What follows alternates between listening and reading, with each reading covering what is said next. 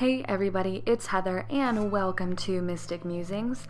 So today is a Freaky Friday upload and that means we're gonna do a list. So today I wanted to talk about 5 haunted places in Oregon.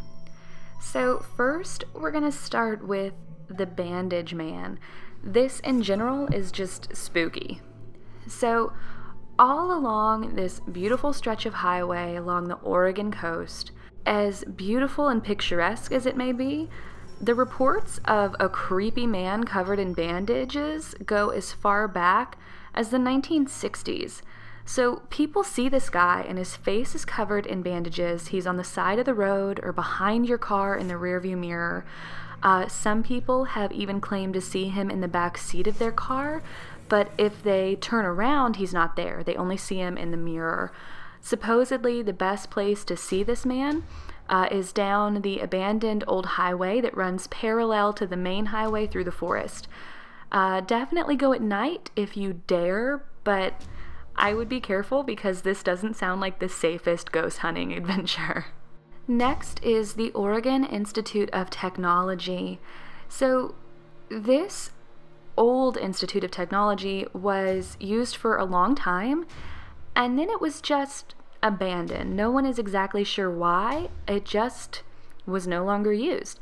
Parts of the building were demolished and it fell into a state of complete disrepair.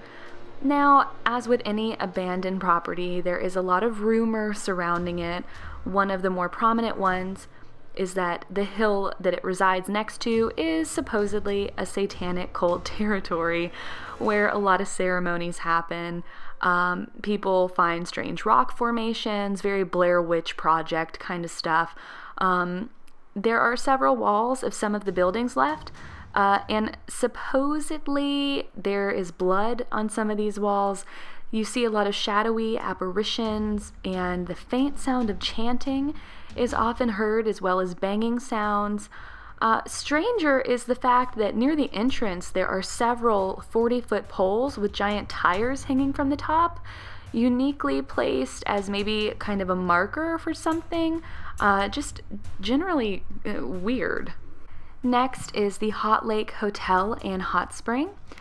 So this is kind of exclusively haunted. It's always been haunted.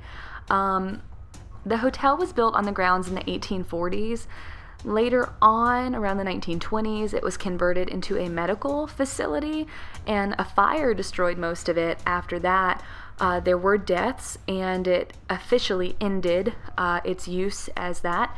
It was then converted into an insane asylum, so you can see that we're just setting ourselves up for creepy things. It fell into disrepair, and then actually in the early 90s, it was closed down temporarily, and it was really around this point that the hauntings began to be really prominent. So now the hotel that sits there reports piano music, even though there's not a piano there anymore. Now, the piano story is that apparently the piano that once resided there belonged to the wife of General Robert E. Lee and was rumored to be haunted before it even came to Oregon. The owner got rid of it and apparently committed suicide, so that might be an interesting story in itself. The gardener hanged himself behind the building. A lot of people see ghosts out by the gazebo and by the lake. There have been a lot of car crashes around this area. So, you know, just, it doesn't sound like a great time, but if you want to reserve a room, you can. If you want to go to hotlakesprings.com, good luck. No haunted list is complete without a hospital. So next up is the Oregon State Hospital. So in the 1800s, this hospital was for anyone originally, but it was more and more crowded, and then eventually was kind of primarily used for the insane, the mentally handicapped, you know, as was the way that the hospitals usually went in that time. So many patients were miserable because medical practices back then weren't great. There was a lot of abuse happening. This was sort of across the board.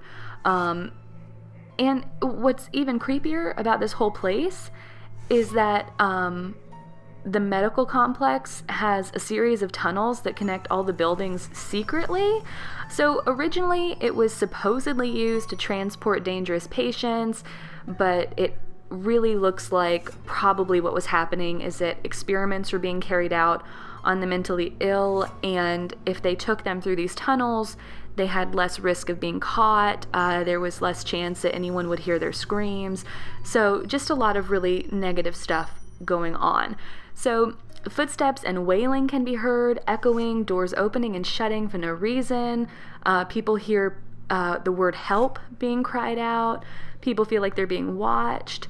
So, you know, it's a creepy place with a really sad history. And One Flew Over the Cuckoo's Nest was actually filmed here. So, you know, if you're a movie buff and a ghost hunter, this is kind of the perfect place for you.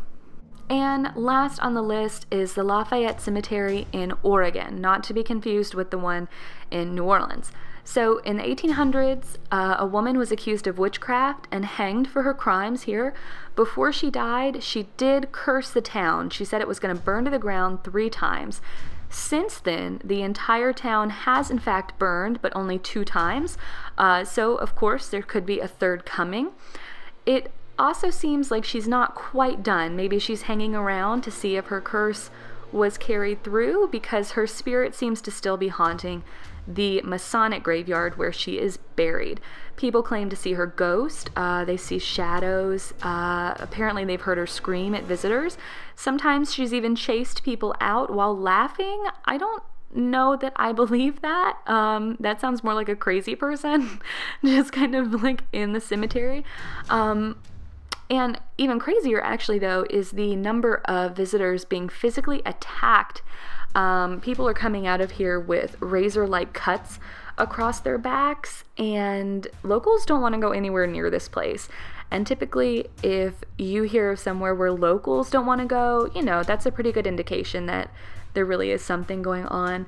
So anyway, you can't go here legally, but, you know, if you were to inadvertently kind of wind up there, you know, you'd probably have a pretty crazy night. So good luck to you. Be careful. And yeah, so, you know, who would have thought that Oregon had so much creepy stuff?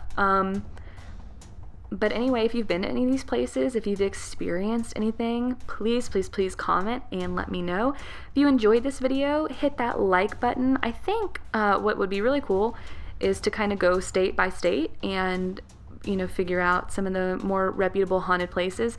But anyway, I look so forward to your feedback, and I will see you guys on Sunday. Thanks so much for watching. Bye!